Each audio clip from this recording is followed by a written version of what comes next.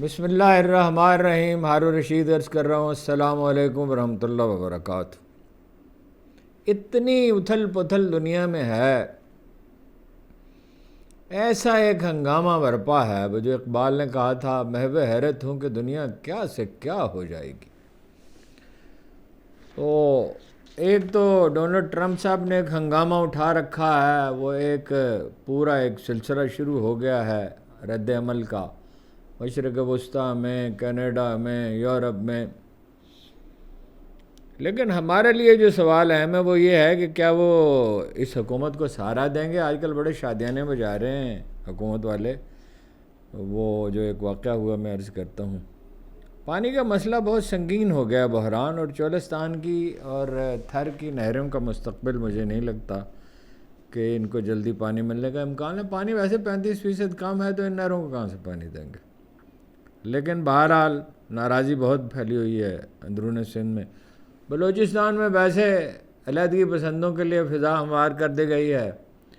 پختونخوا میں اتنا اشتعال ہے جس کی کوئی حد نہیں، اور اب پرویز خٹک کو اور اختیار ولی کو وہاں بھیج کے اور ان کو اکسا رہے ہیں.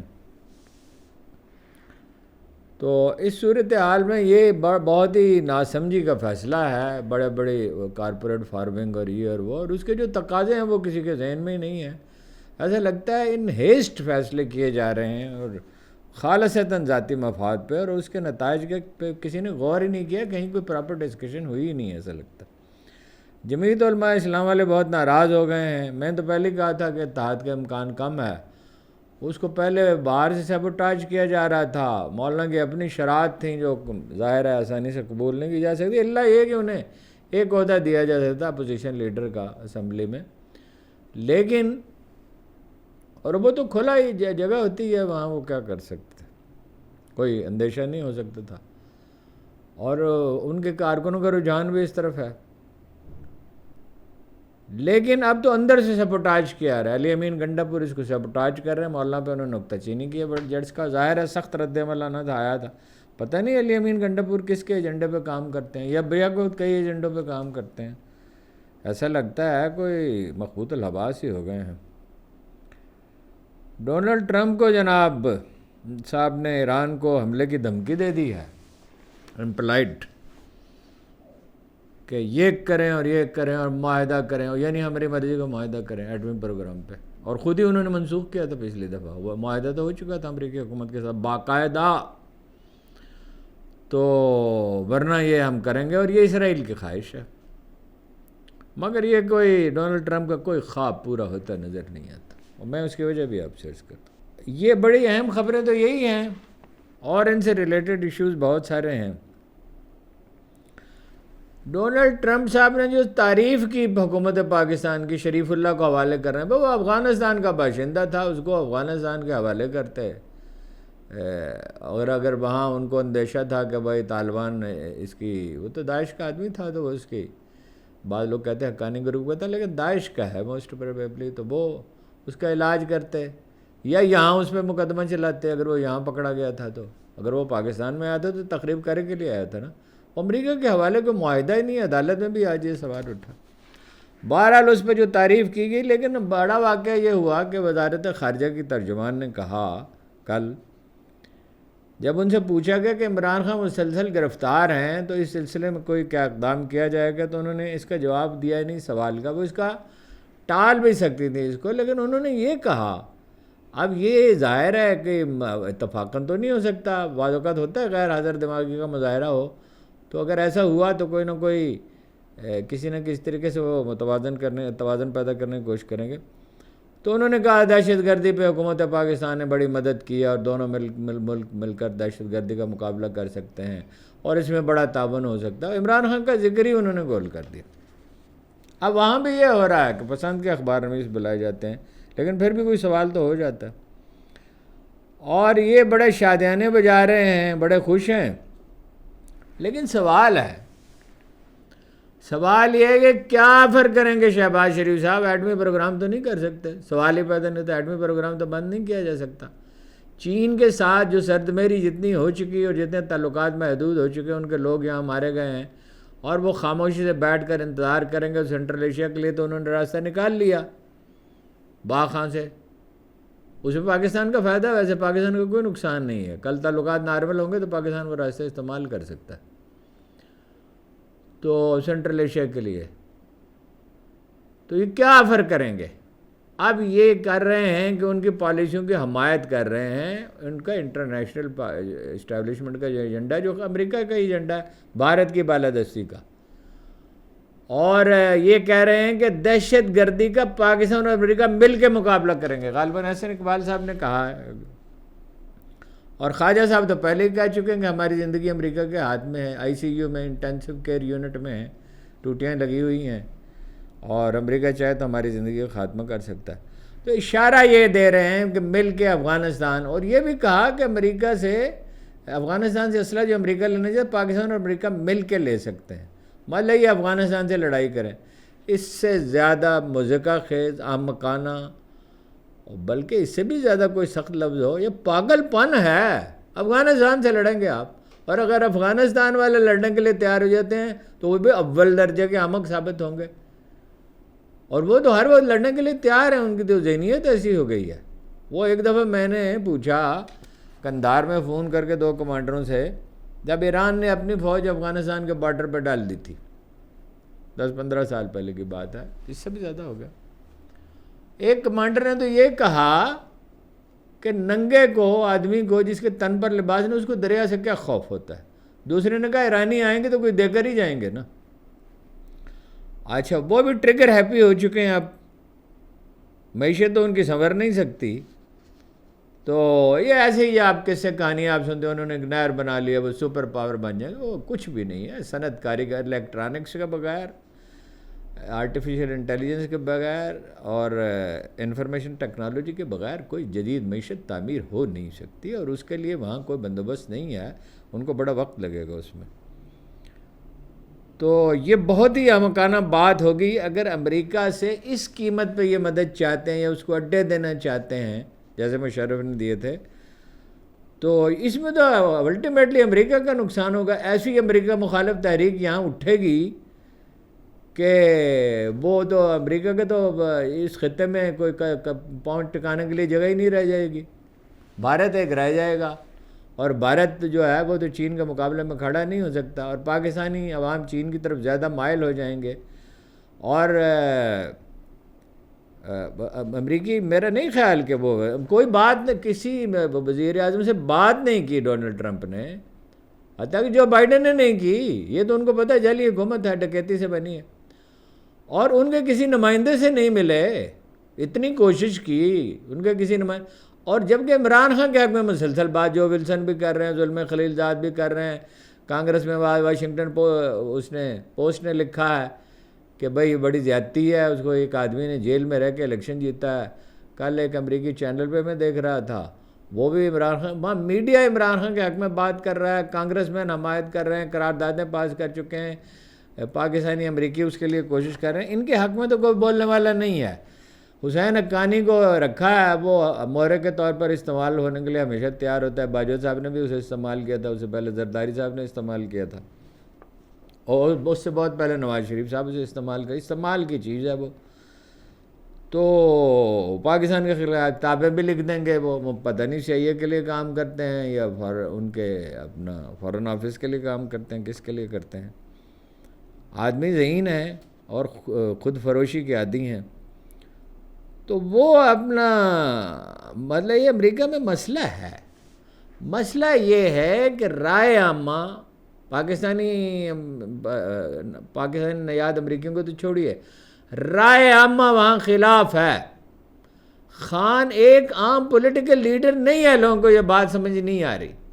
خان ایک ایسا شخص ہے جو اپنی کرشماتی شخصیت کی وجہ سے، اور دیکھیے اس کی شادی میں ہنری کسنجر شریک ہونے کے لیے آئے تھے، یورپ کے سارے بڑے لوگ آئے تھے، امریکہ کے لوگ آئے تھے، اور وہ تو ایک جتنے سروے ہو رہے ہیں most popular leader in the world, Bangladesh میں روز کلپ آتے ہیں، ہمارا لیڈر ہے، سکھ کہتے ہیں ہم اس کے احسان مند ہیں، اس نے ہمیں راستہ دیا، اور دنیا کے ہر ملک میں جو وہ اس کی حمایت ہے، جو تازہ ترین سروے ہوا ہے آج میں اتنا تھکا ہوا تھا کہ میں ریفرنس باقاعدہ نہیں جمع کر سکا، لیکن واشنگٹن پوسٹ کے ادارے کا ذکر تو میں نے پڑھا اور سنا ہے۔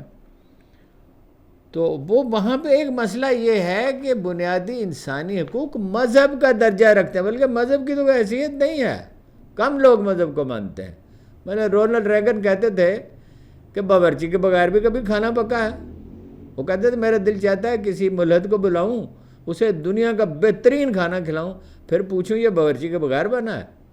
تو یہ کائنات کو جو ہے یہ کسی بنانے والے کے بغیر ہی بن گئی ہے۔ اسی طرح یعنی ہیں کچھ بہت سے لوگ ہیں، لیکن مذہب کا عملاً کوئی عمل دخل نہیں ہے ان کی زندگیوں میں۔ کہنے کو یہ بھی ڈونلڈ ٹرمپ بھی ذکر کرتے رہتے ہیں، مطلب یہ کہتے ہیں کہ کشتی پہ آپ بیٹھتے ہیں اور اس پہ آپ بحری جہاز پہ پائلٹ پہ انحصار کرتے ہیں، اس پہ کیپٹن پہ، جہاز پہ بیٹھتے ہیں آپ تو پائلٹ پہ انحصار کرتے ہیں، اور بس میں سوار ہوتے ہیں تو ڈرائیور پہ انحصار کرتے ہیں۔ تو اللہ تعالیٰ پہ گاڈ، وہ تو ظاہر گاڈ کے ہیں، لارڈ گاڈ، اس پہ انحصار کرنے کے لیے اس پہ آپ کو بھروسہ نہیں ہے۔ تو وہاں بنیادی حقوق کا مسئلہ مذہب سے زیادہ مقدس ہے اور رائے عامہ ہموار ہے، اور ڈونلڈ ٹرمپ کا اپنے ووٹروں کو چھوڑ دیں گے 2-2.5 برس کے بعد۔ پہلے ہی وہ ٹربل میں، میڈیا ان کے خلاف ہے سخت، کانگریس کے الیکشن ہوں گے، سینٹ کے الیکشن ہوں گے، اس میں بری طرح ہار جائیں گے۔ اگر پاکستانیوں نے صرف اتنا کیا، گھر میں بیٹھ کے اگر کچھ نہ کیا، اس لیے یہ نہیں ہو سکتا۔ وہ ان سے اپنی کچھ باتیں بنوا لیں گے اور اسٹیبلشمنٹ سے اس کی گارنٹی لیں گے، اور لیکن وہ ان کو سہارا نہیں دیں گے، اس کا کوئی سوال پیدا نہیں ہوتا۔ اور ایک بڑی اہم بات یہ ہے کہ عمران خان کا امریکہ پہ کوئی انحصار نہیں ہے۔ ان کی بہن نے کیا کہا، میں بار بار یاد دلاتا ہوں کہ ڈونلڈ ٹرمپ ہمارا ابا لگتا ہے، ہمارا باپ ہے۔ ظاہر ہے ان کا انحصار اپنے کارکنوں پہ ہے۔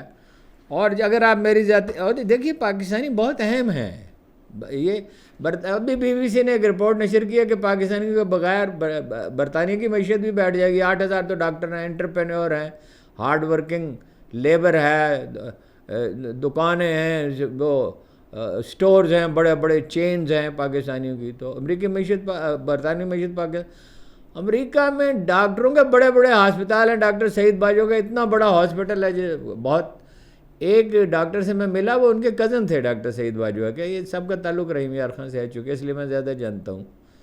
الشفا میں انہیں بلایا کہ ان کی کتابیں پڑھائی جاتی ہیں امریکہ کے میڈیکل کالجوں میں۔ پاکستانی ٹیلنٹ تو زبردست ہے جب اسے موقع ملے تو۔ یہ دنیا کی ذہین ترین اقوام میں سے ایک قوم ہے، یہ مہاتیر محمد بھی کہتے تھے، ساری دنیا اس بات کو مانتی ہے، بس ہم ہی احساس کمتری کا شکار ہے کہ ہم کچھ نہیں کر سکتے۔ اس ایک زمانے میں فرانس کا سب سے بڑا سائنسدان ایک پاکستانی تھا، برطانیہ کا جو زلزلہ کا سینٹر تھا، وہ اس کے سربراہ سے میں خود ملا ہوں ڈاکٹر قدیر صاحب کے گھر پہ۔ تو ہاسپٹل ہیں ان کے۔ پھر یہ ہے کہ امریکی تاریخ میں پہلی بار پاکستانیوں نے ایک بڑی مؤثر لابی بنا لی ہے، وہ عطیات دیتے ہیں، ان کی بڑی آمدنیاں ہیں ڈاکٹروں کی، اور ان کی بڑی ایکسیس ہے۔ قائد اعظم ہمیشہ وکیلوں سے کیوں مشورہ کرتے تھے یا طالب علموں سے کرتے تھے؟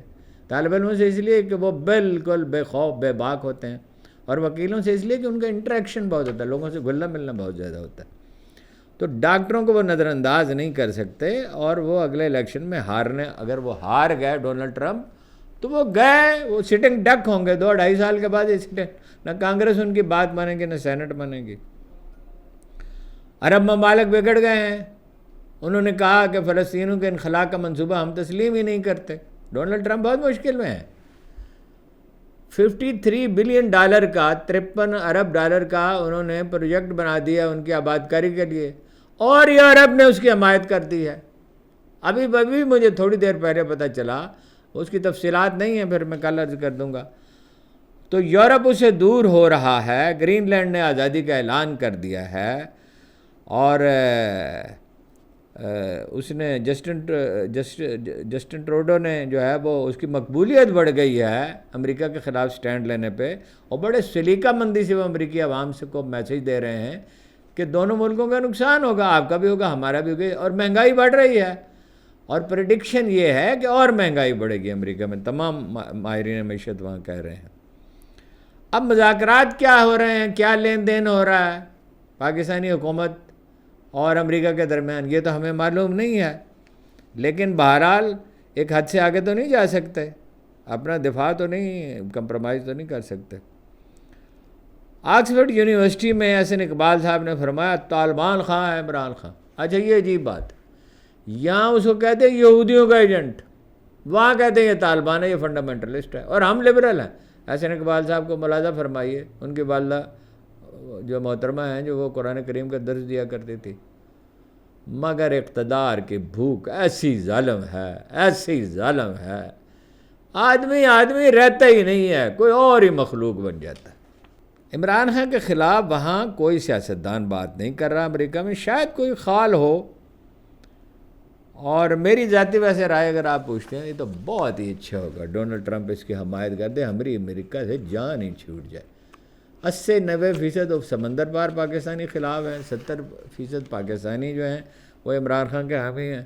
امریکہ سے ہماری جان چھوٹ جائے وقتی طور پہ تو اس سے مشکلات پیدا ہوں گی، لیکن چین آئے گا نا، روس آئے گا، ایران کے ساتھ آپ کے معاملات ٹھیک ہو جائیں گے، جان چھوٹ جائے گی۔ پاکستان ایسا ملک نہیں ہے جس کو نظر انداز کیا جا سکتا ہو۔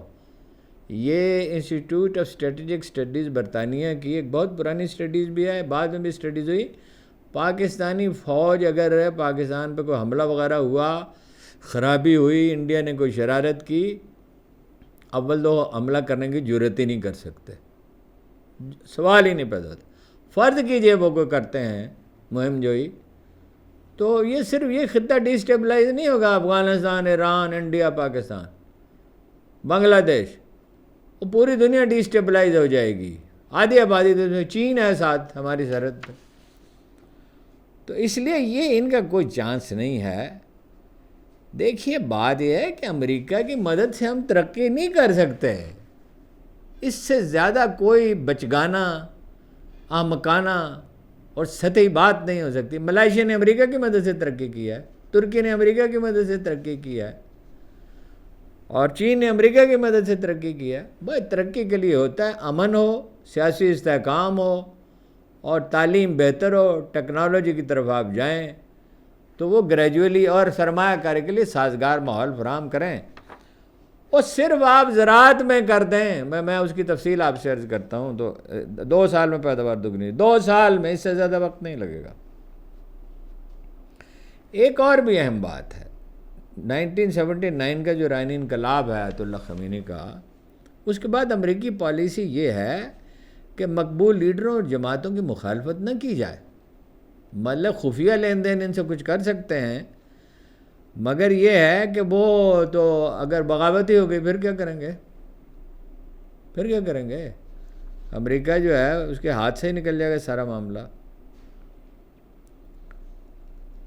بلوچستان میں صورتحال کیا ہے؟ وہاں ہے پانی کا جناب، یہ صورتحال ہے۔ سندھ میں بہت ناراضگی پھیل گئی ہے بھائی، تربیلا ڈیم اور منگلا ڈیم خشک ہو رہے ہیں، 35% کا پانی کم ہے، اور سندھ کے وزیر زراعت نے کہا ہے کہ مطلب بہت شدید احتجاج کیا ہے۔ ارسا نے بھی کہا ہے کہ 35% پانی کم ہوگا، تو نئی نہروں کی جو چولستان میں نہریں کھود رہے ہیں، اور ادھر تھر میں جہاں کہا جاتا ہے مبینہ طور پہ زرداری صاحب لاکھوں ایکڑ زمین خریدنا چاہتے ہیں، تو وہ تو ریت میں پانی بہت جذب ہوتا ہے بھائی چولستان میں، اور وہ تو بہت پانی چاہیے گا، وہ پانی لائیں گے کہاں سے؟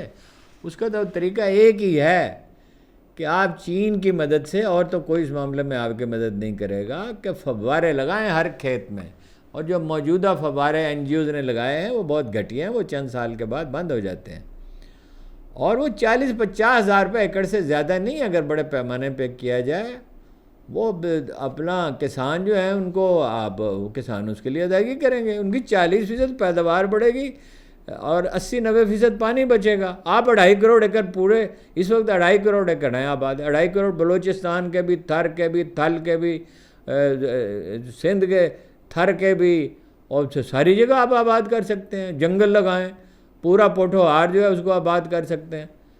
تو وہ تو پانی اس طرح جو فلڈ ہے نا، پانی کہاں ضائع ہوتا ہے؟ چاول میں بہت پانی دینا پڑتا ہے، گنا جو ہے سال بھر کی فصل، اس کی جگہ چقندر لگائیں۔ بھئی یہ کچھ کرنا چاہتے نہیں ہیں، اصل بات یہ نہیں کہ ان کو سمجھ نہیں ہے، سمجھ تو ہے، سمجھایا بھی جائے. پاکستان میں جو واحد شوگر فیکٹری تھی 47 میں، وہ چقندر سے بناتی تھی، اور اس میں مشینری میں تبدیلی نہیں کرنی پڑتی. اول تو وہ اللہ کے بندو، اگر لانگ ٹرم پالیسی بنائی جائے، 400 روپے من گندم وہ گنا بکتا ہے، اور گڑ بنایا جائے تو 2600 روپے تک بک سکتا ہے. وہ چینی کی ضرورت کیا ہے؟ ایک لانگ ٹرم 20 سال کی پالیسی بنائی جائے. چینی تو زہر ہے، کینسر ہو سکتا ہے اس سے، اور صحت تو تباہ ہوتی ہی ہے اس سے. چینی کون، سمجھدار لوگ تو چینی چھوڑ رہے ہیں، بالکل ہی چھوڑ دیں. چینی کی کوئی ضرورت نہیں ہے. میٹھی چیزیں کم ہیں دنیا میں، اتنے پھل ہیں، کھجوریں ہیں، کیا کیا کچھ ہے. اور نہیں تو گڑ کھائیں. بھائی گڑ جو ہے اس میں وٹامنز ہیں، اور اس کا فائدہ ہے، وہ کھانا ہضم کرنے میں مدد دیتا ہے. چینی میں تو کیمیکل ہوتے ہیں. اور یہ جو آئل ہم استعمال کر رہے ہیں، یہ ہم اپنی سرسوں اگا لیں اور 12 کروڑ درخت پیوند کر لیں اولیو آئل کے. ہمیں کوئی ضرورت نہیں دنیا سے تیل خریدنے کی. ہم ایکسپورٹ کر رہے ہوں گے، ایکسپورٹ کر رہے ہوں گے. اور کوئی ٹیلی ویژن چینل کھولیں اور کسانوں کو تعلیم دیں، انہیں نئی فصلوں کی اور یونیورسٹیوں کی اور ریسرچ انسٹیٹیوٹس کی حالت بہتر بنائیں. لیزر لیبلنگ، 20% پانی تو اسی سے بچ جاتا ہے. اچھا اب 20% آپ اندازہ لگائیں، 2.5 کروڑ ایکڑ ہیں تو 20 کروڑ کا مطلب ہے 50 لاکھ ایکڑ. اور یہ ڈیم بھی بن رہے ہیں، ان سے بھی کچھ زمین زیر کاشت آئے گی. بیج اچھا نہ ہم بنا رہے ہیں نہ ہم منگوا رہے ہیں، کہ کپاس کی پیداوار 1/3 رہ گئی ہے. مکئی کی فصل میں بھی بہت پانی صرف ہوتا ہے. اور گنا تو بس ایک تو پورے سال کی فصل ہے، وہ چقندر تو 3 مہینے کی فصل ہے. کرنا ہی نہیں چاہتے. میرے خیال میں تو اس وقت نہریں کھودنے کا جو عمل ہے نہایت امکانہ ہے، اس لیے کہ پانی ہے ہی نہیں تو دیں گے کہاں سے؟ ادھر میں ایک بات بھول گیا تھا، وہ سندھ کے آبپاشی کے وزیر ہیں، زراعت کے نہیں، جام شورخ خان.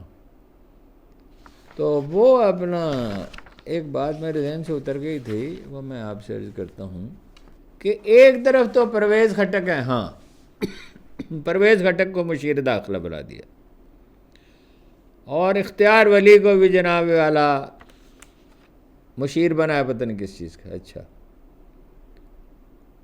اس صورتحال میں یہ پشاور میں بیٹھیں گے، جوڑ توڑ کریں گے، فارورڈ بلاک بنانے کی کوشش کریں گے.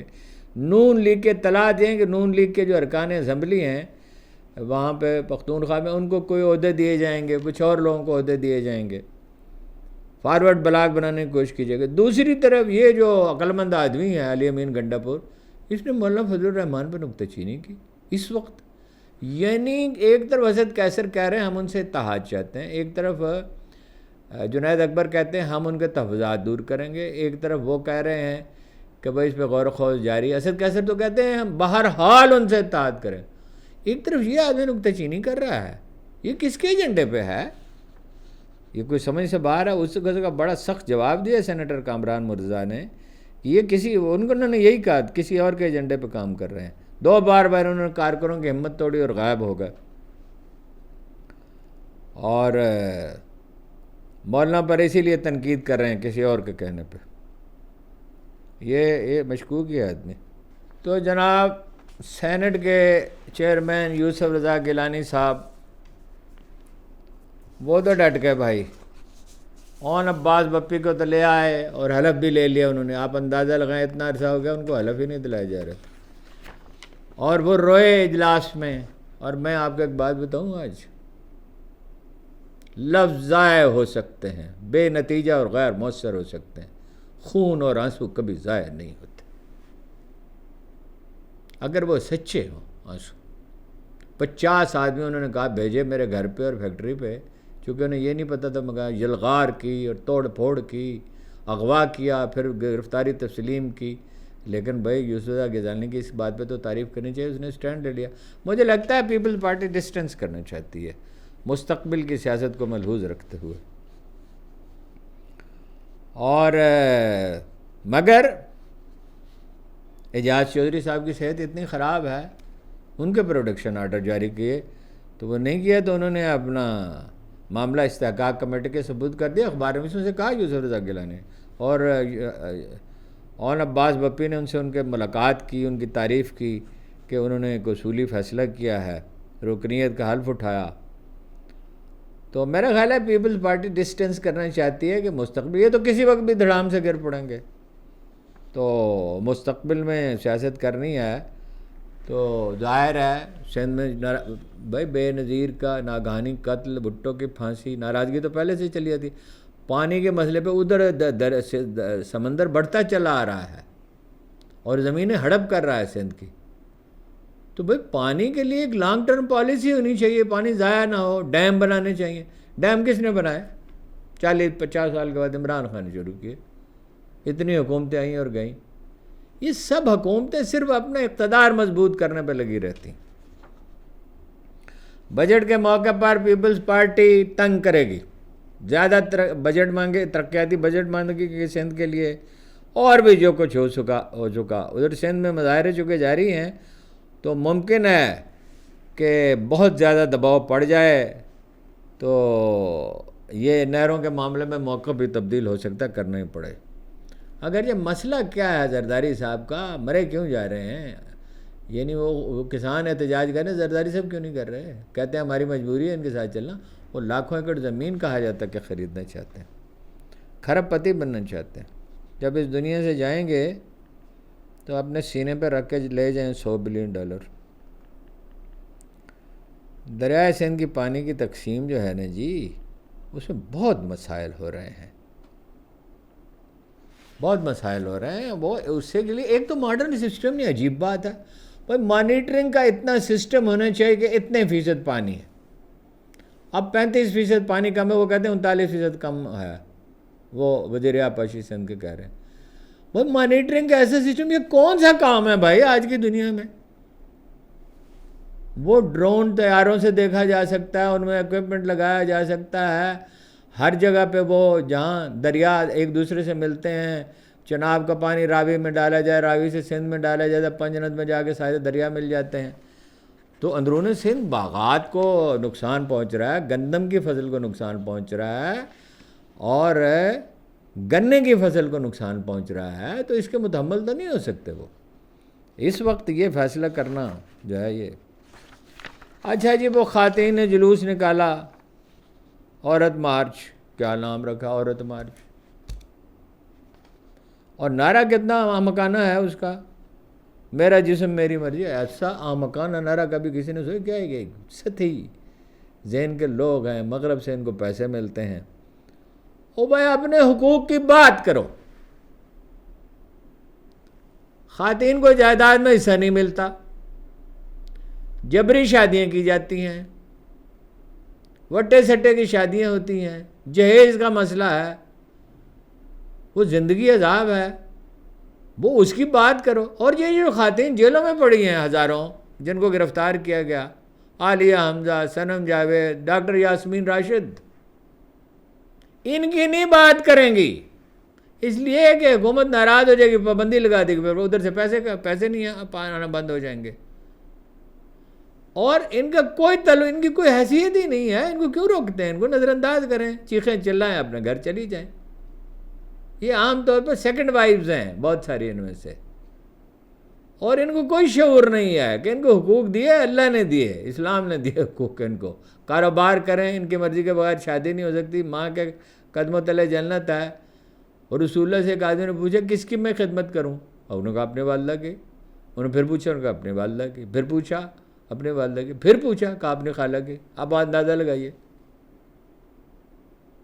اس پہ ذمہ داری نہیں رزق کمانے کی، ویسے انہیں اجازت ہے کاروبار کریں، ملازمت کریں، اس کی اجازت ہے، مگر ان پہ ذمہ داری نہیں، مرد پہ ذمہ داری ہے۔ اور مرد کو جو قوام کہا گیا ہے، یعنی کیپٹن ہے گھر کا، تو اس لیے ہے کہ وہ کما کر لاتا ہے، اس کی ذمہ داری اس پہ بہت زیادہ ہے۔ اور جو آدھی گواہی کا مسئلہ ہے، اب تو خیر وہ زیر بحث نہیں ہے، ایسی بچگانہ بات ہے۔ وہ گئی سیدہ عابدہ حسین، مجھے بڑا ان کا اکرام ہے، اور کچھ خواتین گئی سینیٹر طارق چودھری کے پاس، اور ان سے کہا کہ بھئی یہ آدھی گواہی کے مسئلے پہ آپ ہماری تائید کریں۔ انہوں نے کہا دخل آدمی دیتا ہے آدمیوں کے جھگڑے میں، یہ آپ کا اور اللہ تعالیٰ کا جھگڑا، یہ حکم اللہ کا ہے، میں اس میں دخل نہیں دے سکتا۔ او بھائی آپ پہ کم ذمہ داری ڈالی جا رہی ہے۔ خواتین کا دل تو گھروں میں، چاہے وہ ملازمت کر رہی ہوں، چاہے وہ کاروبار کر رہی ہوں، ان کا دل تو گھر میں لگا ہوتا ہے، ان کو فکر ہر وقت بچوں کی ہوتی ہے، ان کی تربیت کی، ان کی کھانے پینے، ان کے لباس کی، ان کی دیکھ بھال کی، ان کی تعلیم کی، تو ان پہ کم ذمہ داری ڈالی گئی ہے۔ اور اللہ کا حکم ہے، قرآن میں لکھا ہوا ہے، اللہ کا حکم کوئی کیسے بدل سکتا ہے؟ کسی کا باپ نہیں بدل سکتا۔ وہ قادیانیوں کو اپنا غیر مسلم قرار دینے کا مسئلہ تھا نا، تو بھٹو اتنے فلیئر اپ ہوئے ایک دن، وہ جو تھے ان کے لیڈرز سارے ملنے کے لیے گئے قادیانیوں کے، انہوں نے کہا تم کیسی باتیں کرتے ہو، تم کہتے ہو وہ پیغمبر تھے، کیسے مجھے بتاؤ وہ کیسے پیغمبر تھے؟ تو وہاں سناٹا چھا گیا بالکل۔ مولانا ظفر احمد انصاری نے یہ بات بتائی تھی۔ تو ان کو چیخنے چلانے دیں، یہ بیچا ان کا کاروبار ہے کہ، اور مروبیت ہے، غلامانہ ذہنیت ہے۔ بھائی جو اصل مسائل ہیں پاکستانی خواتین کے، اس پہ کیوں بات نہیں کرتے؟ ایک تو یہ، خیر تو یہ سیاسی مسئلہ ہے، اگرچہ یہ انسانی مسئلہ بھی ہے، ہزاروں خواتین گرفتار کی گئی ہیں، وہ صنم جاوید پہ اتنے مقدمات، عالیہ حمزہ پہ، اور کتنی خواتین نام سب یاد نہیں رہتے، ہاں جی۔ تو ان کو تو یہ تو الگ ہے، ویسے جو خواتین کے ساتھ زیادتیاں ہو رہی ہیں، جائیداد میں حصہ نہیں، کیوں نہیں جائیداد میں حصہ ملتا جی؟ او بھائی میرے پاس میں 1,00,000 روپے چھوڑ کر اس دنیا سے جاؤں یا 10 کروڑ روپے چھوڑ کر جاؤں، تو جیسا بیٹوں کا حصہ ویسا بیٹی کا حصہ ہے، دیتے کیوں نہیں؟ یہ کیا بات ہے جی؟ وہ خواتین بھی بڑی جلدی دستبردار ہو جاتی ہیں، اس کو کلچر بنا دیا گیا ہے، ان کی بات کیوں نہیں کرتے؟ یہ کیوں نہیں مطالبہ کرتے کہ ان کی تنخواہیں جو ہے مردوں کے برابر ہونی چاہیے؟ وہ زیادہ سیریسلی کام کرتے ہیں، تعلیم میں ان کا تناسب بہتر ہے کامیابی کا، ہے جی۔ ایک باوقار معاشرہ جو ہاں یہاں پاکستان، وہ مغرب کی خواتین کی طرح یہ جینا چاہتی ہیں، پہلے وہ سارے دن دفتر میں گھر کام کرتی ہیں، پھر گھر کا کام کرتی ہیں، اتنی طلاقیں ہیں، شادی کا خاندان کا ادارہ ہی تباہ ہو گیا، ذہنی سکون ہی برباد ہو گیا۔ آپ سوشل میڈیا پہ دیکھیں، ہزاروں امریکی، برطانوی، فرانسیسی، یوکرین کی خواتین، جناب اٹلی کی، وہ کہہ رہی ہیں مجھے کوئی پوچھنے والا نہیں ہے، مجھے آپ ہیلو ہائی کر دیں، ہیں جی، میری شادی نہیں ہوتی اور میرا خاوند مجھے چھوڑ گیا۔ In most of the cases ہزاروں لاکھوں خواتین یہ میسیج دے رہی ہیں۔ عورتیں اسلام قبول کر رہے ہیں امریکہ میں، کیوں کر رہی ہیں؟ اس میں تحفظ ہے، ذمہ داری مرد کی ہے۔ ہاں جو ان کے حقوق ہیں وہ انہیں ملنے چاہیے، وہ معاشرہ جہاں نہیں دیتا اس پہ ڈٹنا چاہیے، اور اس کی تعلیم دینی چاہیے، مردوں کو بھی سمجھانا چاہیے اور خواتین کو بھی چاہیے اپنے حق کے لیے آواز اٹھائیں، اور جو اپنے حق کے لیے آواز اٹھاتا ہے وہ ٹھیک کرتا ہے۔ صدر ڈونلڈ ٹرمپ صاحب نے فرمایا کہ انہوں نے ایران کے رہبر آیت اللہ خامنئی کو ایک خط لکھا ہے، مذاکرات کی دعوت دی ہے کہ ایٹمی پروگرام پہ بات کریں۔ ایرانی کہتے ہیں ہمیں تو کوئی خط ملا ہی نہیں ہے، اور ڈونلڈ ٹرمپ صاحب کو کوئی پتہ نہیں، خط لکھنے کا صرف حکم بھی دیا ہو وہ کچھ بھی کہہ دیتے ہیں، وہ کہتے خط ملا ہی نہیں۔ اور دوسرا ایرانی لیڈر یہ کہتے ہیں ممکن آج پہنچ گیا ہو یا پہنچ جائے۔ یہ بات انہوں نے کہی فاکس ٹی وی کو انٹرویو دیتے ہوئے، بی بی سی نے بھی اس کا ذکر کیا ہے۔ تو انہوں نے کہا کہ وہ معاہدے کو ترجیح دیں گے، مگر یہ بھی کہا ورنہ ہمیں کچھ کرنا ہوگا، مطلب حملے کی دھمکی ہے، ہم ایک اور ملک کو جوہری ہتھیار بنانے کی اجازت نہیں دے سکتے۔ ایرانی وزراء کیا کہہ رہے ہیں؟ آج میں تھکا ہوا تھا، نام ہم نہیں لکھ سکا۔ ایرانی وزراء کیا کہہ رہے ہیں؟ وہ کہتے ہیں ایٹمی تنصیبات پہ حملہ ہو ہی نہیں سکتا، ہوگا تو بے نتیجہ رہے گا۔ ظاہر اپنی فوج تو نہیں ڈال سکتے، جنگوں کے تو خلاف ہیں ڈونلڈ ٹرمپ۔ نیتن یاہو کی پوری کوشش ہے امریکہ اور ایران کا تصادم ہو جائے۔ وہ کہتے ہیں ایٹمی پروگرام جو ہمارے دماغوں میں ہے، جس طرح کوئی آدمی سائیکل چلانا سیکھ لے تو آپ اسے سائیکل اپنا چھین لیں تو کل دوسرے سائیکل کا بندوبست چلانا تو اسے آتا ہے، جسے کار چلانی ہے، جیسے موٹر جو ٹیکنالوجی انہوں نے دیکھی ہے وہ صلاحیت حاصل کر چکے ہیں، اب وہ بنانا نہیں چاہتے، اور انہیں سازگار ہے کہ نہ بنائیں تو تب جب ان کی سلامتی کو خطرہ ہو۔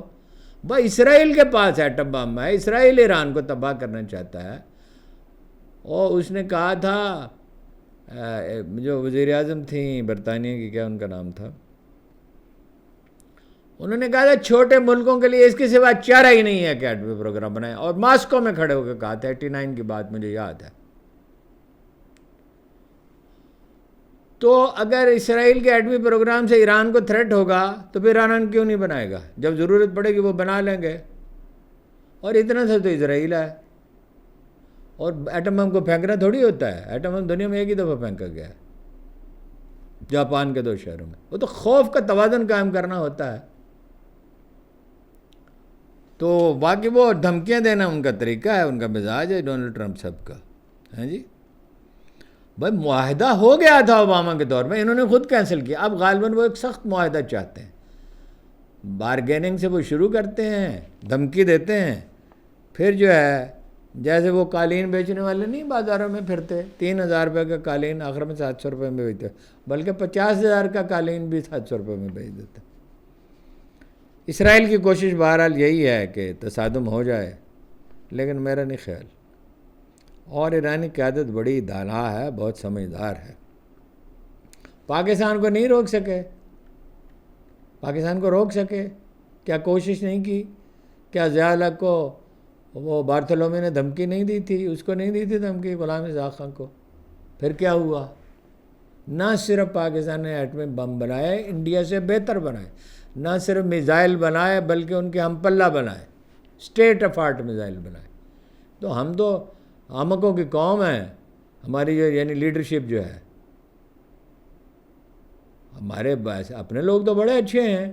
کل ایک پروگرام دیکھا، ایک ٹرسٹ ہے 2 گھنٹے میں 75,000 آدمیوں کے لیے کھانا پکتا ہے وہاں پہ. ایسی مشینری لگائی گئی ہے. کراچی میں کوئی تقریباً 40-50 لاکھ آدمیوں کو کھانا کھلایا جاتا ہے. لاہور کے سارے اسپتالوں میں کھانا لوگ فراہم کرتے ہیں. وہ تو ہمارے لوگ تو اچھے ہیں.